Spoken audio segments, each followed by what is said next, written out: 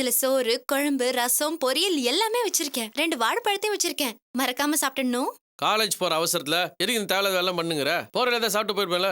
ஏன் இது நான் செய்யாம வேற யார் செய்வாங்க? ஓ, இதே மாதிரி தினக்கு ஒண்ணு நான் கேட்க ஆரம்பிச்சா என்ன பண்ணுவ? இன்னைக்கு மட்டும் இல்ல, காலம் முழுக்க உங்களுக்கு பிடிச்சதை செஞ்சு தரதா நான் இருக்கேன். உங்களுக்கு வேணுங்கிறத கேளுங்க, அதான் எனக்கு சந்தோஷம். துளசி, வாங்க மாமா. வாங்கப்பா. என்ன மாப்பிள்ள, வேலையை கிளம்பிட்டீங்களா? அதான் அந்த ஃபைனான்ஸ் கம்பெனில வர சொல்லிருக்காங்க மாமா. ரொம்ப சந்தோஷமான விஷயம். ஆமா, அந்த இன்ஸ்பெக்டரோட பொண்ணு எப்படி இருக்கான்னு விசாரிச்சீங்களா? பரவாயில்ல மாமா, அந்த பொண்ணுக்கு எந்த பிரச்சனையும் இல்ல. என்ன சரியான நேரத்தில் துளசி மட்டும் அவளை ஹாஸ்பிட்டலில் சேர்க்காம இருந்திருந்தானா இந்நேரத்துக்கு பெரிய சிக்கலா போயிருக்கும். நல்லது செய்ய போய் கடைசியில் நமக்கே வம்பா போயிடுச்சு. இனிமையாவது இந்த மாதிரி விஷயத்துல நீங்க ரொம்ப ஜாக்கிரதையா இருக்கணும். நல்லா சொல்லுங்கப்பா. வீதியில யாரும் கஷ்டம்னு வந்து நின்னுடக்கூடாது. உடனே ஹெல்ப் பண்றேன்னு சொல்லி வம்ப விலைக்கு வாங்க ஓடிடுவாரு. ஏன் அவளை வீட்டுக்கு கூட்டு வந்தப்போ நீ உள்ளோட மட்டும் சொல்லிருக்கணும், சொல்லாம விட்டது நீதான். வீட்டுக்கு வந்தவளை எப்படிங்க போன்னு சொல்ல முடியும்? அவளே ஆதரவு இல்லாம அழுதுட்டு நிக்கிறா. பாக்க பாவமா இருந்துச்சுல, அதேதான் எங்களுக்கும். நான் கூட்டு வந்தது தப்புனா நீ உள்ள விட்டது தப்புதான். சும்மா பேச்சு மாத்தாதீங்க. நீங்க கூட்டிட்டு வரலனா நான் இதுக்குள்ள விட போறேன். விடுங்க விடுங்க, எதுக்கு நீங்க 2 பேரும் இதை பெருசு பண்ணிட்டு இருக்கீங்க? மாப்பிள்ள, உங்களுக்கு டைம் ஆயிடுச்சு, கிளம்புங்க.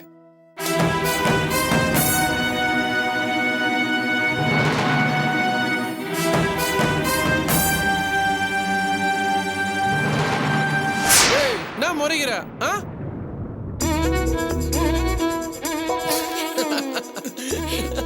சரி மாமா, எனக்கு ஆபீஸ்க்கு டைம் ஆச்சு, நான் கிளம்புறேன். இனியும் நீ ரெடியா நின்னுக்கிற, உன காலேஜ் ட்ராப் பண்ற, சீக்கிரம் வா. நான் தான் ரெடி ஆகல, நீங்க கிளம்புங்க, இல்ல ஃபர்ஸ்ட் டேவே லேட் ஆயிடும். அதுவும் கரெக்ட் தான். சரி, அப்ப நான் கிளம்புறேன். வரேன் மாமா. பத்திரமா போயிட்டு வாங்க. சரி மாமா. போயிட்டு வா.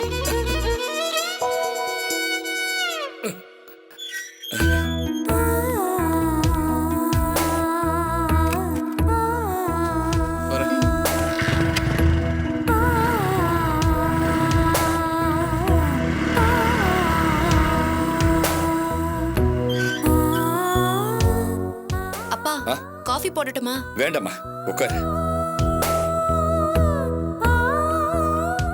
துளசி, நான் உனக்கு ஒண்ணு சொல்லட்டுமா? இந்த மாதிரி சரிக்கு சமமா மாப்பிள்ளை கிட்ட வாக்குவாதம் பண்ணாத. கோபத்தோட 100 வார்த்தை சொல்ற இடத்துல சிரிச்சுக்கிட்டே 1 வார்த்தை சொல்லு. அந்த 1 வார்த்தைக்கு மதிப்பு அதிகமா இருக்கும். இல்லப்பா, சில நேரத்துல அவரு தான் செய்யறதா சரிங்கிற மாதிரி நடந்துக்கிறாரு.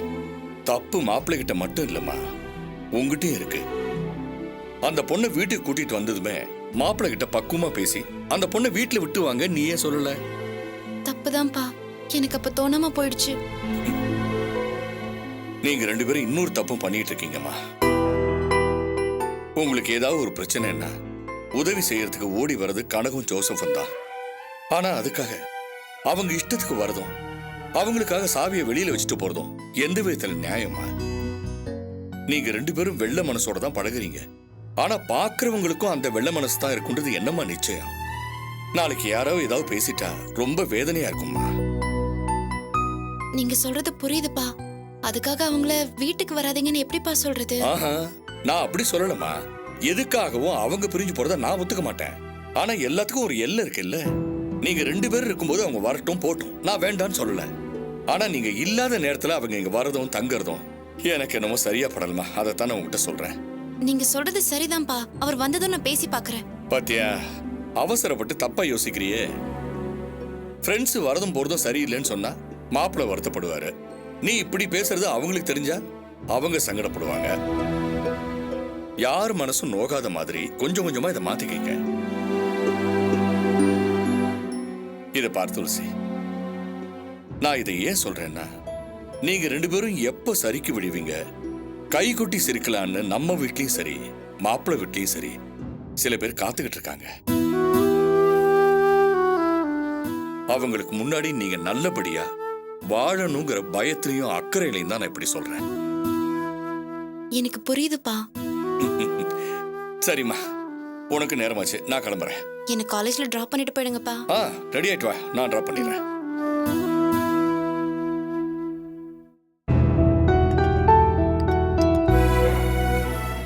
போதுமா?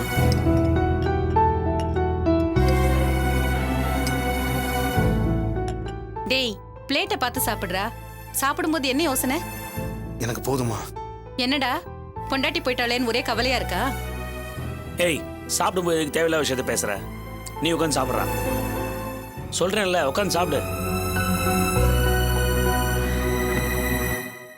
ஏண்டா வீட்டை விட்டு போனவளே தானா? திரும்ப வருவான்னு பார்த்தா ஒரு தகவலையும் காணோம். உனக்காவது ஃபோன் பண்ணாளா இல்ல? இல்லம்மா. அவளுக்கு உன் மேல ஏகப்பட்ட பாசம் லவ்னு சொன்னியே, ஃபோன் கூட பண்ணலையா? சரி, நீயாவது பண்ணிருக்கலாம்ல, பண்ணியா? இல்ல, பண்ண பிடிக்கல.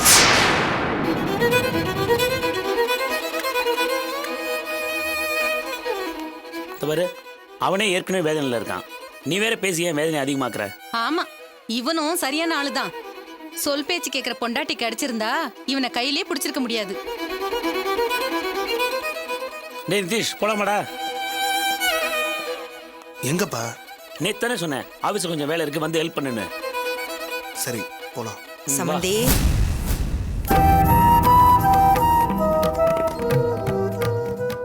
சமந்தி,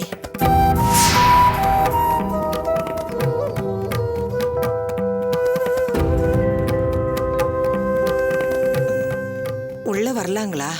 ஏன் அப்படி கேக்குறீங்க? உள்ள வாங்க. லவண்யா வா. நீங்க உள்ள வான்னு சொன்னதை கேட்டதும் என் மனசு நிறைஞ்சு போச்சு சமந்தி. இவ பண்ணிட்டு வந்த காரியத்துக்கு என்ன நீங்க வீட்டுக்குள்ளே சேர்க்க மாட்டீங்கன்னு நினைச்சேன். ஏய், என்னடி நின்னுட்டே இருக்க? அத்தைகிட்டி மாமா கிட்டி மன்னிப்பு கேளு. பரவாயில்ல விடுங்க, எதுக்கு மன்னிப்புலாம் கேட்டுக்கிட்டு? ஆமா, இவ எதுக்கு மன்னிப்பு கேட்கணும்? நாம தானே தப்பு பண்ணோம், நாம தான் அவ காலில் விழுந்து மன்னிப்பு கேட்கணும். சம்மந்திம்மா, என் பொண்ணு செஞ்சது சரின்னு வாதாடுறதுக்காக நான் இங்க வரல. என் பொண்ணாவே இருந்தாலும் இவ பண்ணது தப்புதான். உங்க பொண்ணு பண்ணது சாதாரண தப்பு இல்ல. ஃப்ரெண்டு வீட்டுக்கு போறதா இருந்தா கூட என்ன கேட்காம போனதில்லை இவன். என்ன கேட்காம ஒரு பைசா கூட செலவு பண்ணதில்ல. அப்படிப்பட்டவன ஹோட்டலுக்கு கூட்டிட்டு போய் தெரியும் சம்மந்தி, எல்லாத்தையும் இவ சொன்னா. அதை கேட்டது எனக்கு ஆத்திரம்தான் வந்தது. வீட்டுல பெரியவங்க இருக்கும்போது சின்னவங்க அவங்க இஷ்டத்துக்கு பண்ண யார் தாங்க பொறுத்துக்குவாங்க? அதை கேட்டதுக்கு தானே உங்க பொண்ணு வீட்டை விட்டு வெளியில போனா. ஆமாங்க சம்மந்தி, தப்பு பண்ணா நீங்க கேட்காம வேற யார் கேட்பாங்க? அறியாத பொண்ணு ஏதோ குடும்பத்தோட அருமை தெரியாம உங்ககிட்ட கோவப்பட்டுட்டா. இனிமே அப்பா அம்மா எல்லாம் உன் மாமனார் மாமியார் தான். அவங்க சொல்றபடிதான் நீ கேட்டு நடக்கணும்னு நான் புத்தி சொல்லி கூட்டிட்டு வந்திருக்கேன். ஏய், இன்னும் ஏண்டி நிக்கிற? நான் பண்ணது தப்புதான் சொல்லி அவங்க காலில் விழுந்து மன்னிப்பு கேளு போ.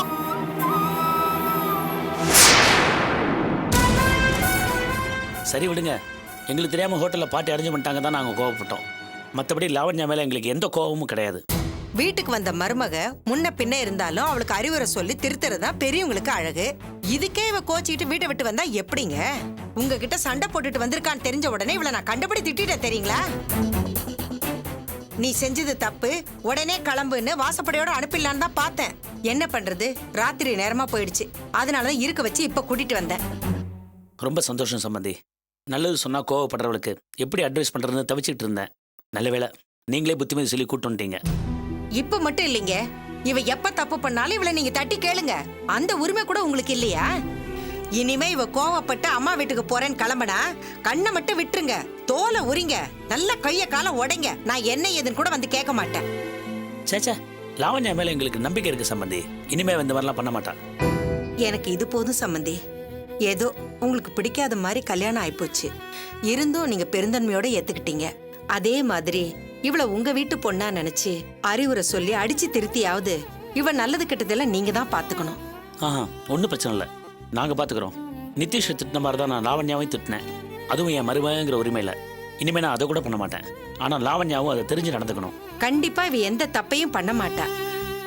என்னடி, உன் மாமனார் சொன்னதை கேட்டல்ல?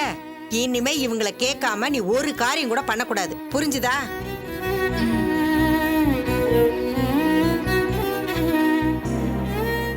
உன்னை திட்டின மாதிரி தானே மாப்பிள்ளையும் திட்டிருக்காங்க. உன்ன மாதிரி அவர் வீட்டை விட்டு போகல. பெத்தவங்க நம்ம நல்லதுக்கு தான் சொல்லுவாங்கன்னு நினைச்சுதான் அவர் இங்கே இருந்திருக்காரு. உனக்கும் அப்படிதான். உன் மாமனார் மாமியார பெத்தவங்கள நினைச்சு பாரு, அவங்க மேல உனக்கு கோவமே வராது.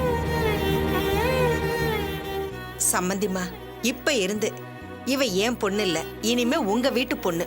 இருக்கோ இல்லையோ, இனிமே இவ உங்களை நம்பிதான் இருப்பா. புத்தி சொல்லி பொறுப்பா இருக்க கத்து கொடுங்க. இவளும் கேட்டுப்பா.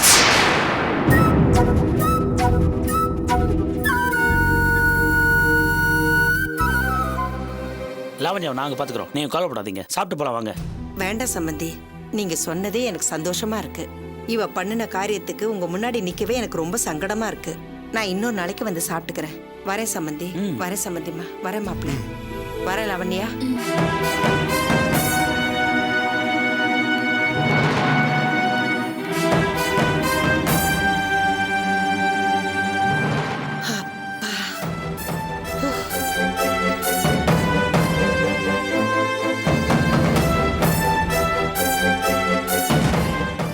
ஏமா நீ சாப்பிட்டியா?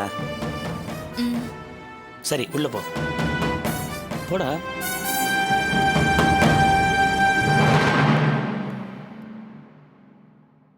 பரவாயில்ல. சண்டைக்கு தான் வந்திருக்காங்கன்னு நினைச்சா அந்த அம்மா தன் பொண்ணோட தப்ப உணர்ந்து சமாதானம் பண்ணி விட்டு போக வந்திருக்காங்க. நல்ல விஷயம்தான். பின்ன மகளை அங்கேயே வச்சுக்கிட்டு இந்த அம்மா ஊர்காவை போட போது வசதி இருக்கிற இடத்துல பொண்ணு இருக்கிறதா நல்லதுன்னு நினைச்சு இங்கே கொண்டு வந்து தள்ளி விட்டு போயிருக்கா. ஏமா இப்படிலாம் பேசுற? அந்த அம்மா நியாயமா தானே பேசினாங்க. எல்லாம் நடிப்பு. அவ என்னதான் பேசினாலும் என்னால அவளை நம்ப முடியல. எனக்கு என்னமோ உள்ளுக்குள்ள எதையோ வச்சுக்கிட்டு அவ திட்டம் போட்டு நாடகம் ஆடுற மாதிரி தெரியுது. ஏமா இப்படி சந்தேகப்படுற? வாய் தச்ச பாம்பு கடிக்கலங்கிறதுக்காக அதுகிட்ட விஷம் இல்லைன்னு சொல்லிட முடியாது. மக இங்க வரணுங்கிறதுக்காக ரொம்ப நல்ல மாதிரி நடிச்சிட்டு போயிருக்கா. தாலி கட்டின பாவத்துக்காக இவ்வளவு உள்ள விட்டது சரி. என்ன ஆனாலும் அந்த பொம்பளைய இன்னொரு தடவை உள்ள விட்டுறாதீங்க, புரியுதுங்களா? வீட்டுக்கு அது நல்லது இல்ல. என்னால இவ்வளவுதான் சொல்ல முடியும்.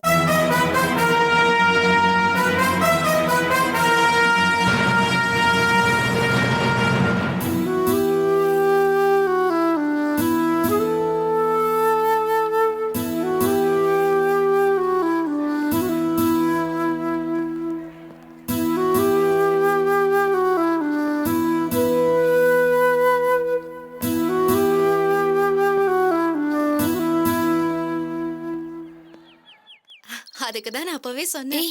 அங்க பாரு பிரபாடி சார்.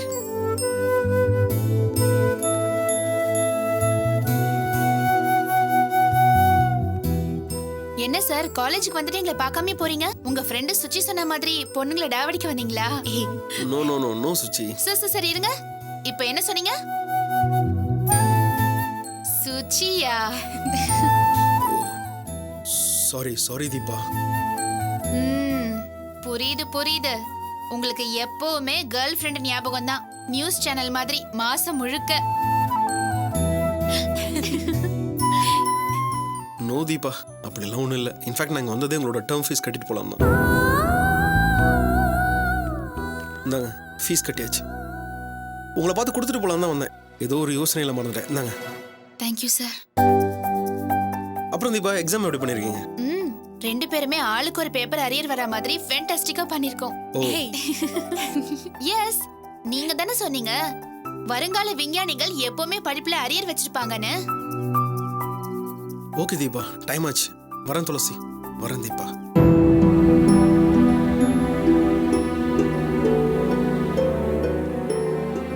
சார்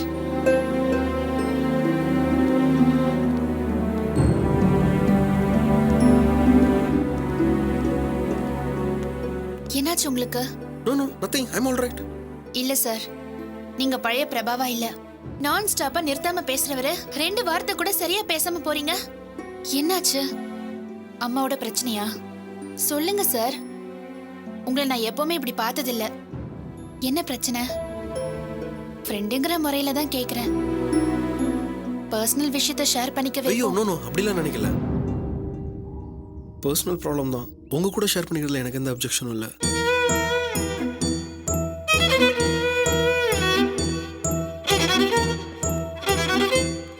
தீபா, உங்களுக்கே தெரியும் நான் எந்த அளவுக்கு சுச்சியை சின்சியரா லவ் பண்றேன். கொஞ்ச நாள் அவன் என் கூட பேசுறதே இல்லை தெரியுமா? No phone calls, no chatting, no SMS, எதுவுமே இல்லை. என்ன டோட்டலா அவாய்ட் பண்றா. இதான் உங்க ப்ராப்ளமா?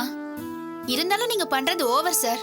கொஞ்ச நாள் இந்த பொண்ணை படிக்க விட வேண்டியதானே? எதுக்கு ஃபோன் பண்ணி டிஸ்டர்ப் பண்றீங்க? சாரி தீபா, என்னோட ப்ராப்ளம் உங்களுக்கு புரியலன்னு நினைக்கிறேன். அவ ஒரு நாள் கூட என் கூட பேசாம இருந்தது இல்லை தெரியுமா?